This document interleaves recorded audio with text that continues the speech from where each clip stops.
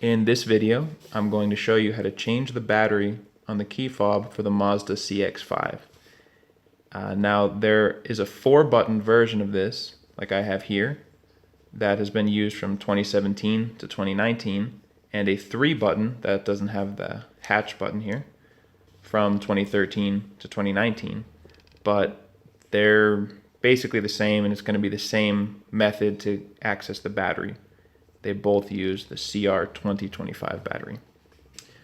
So to get this thing open, we're going to just find the lever on the back and push that down. Remove your valet key.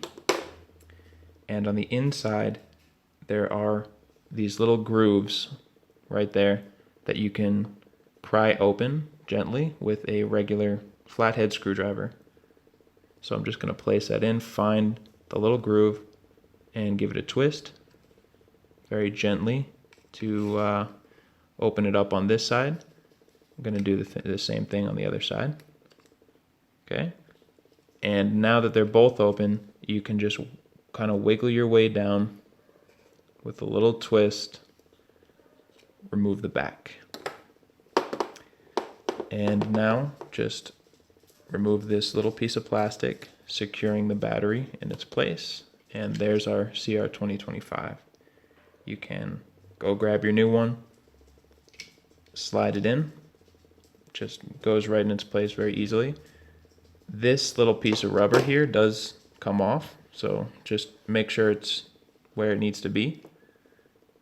And push that down, take your back, and just click it back into place. And you can put your key back and you're all done. Let's say you don't have a flathead screwdriver. I'm going to show you how to access this. If you're in a pinch, you can just use your fingernails or your fingers.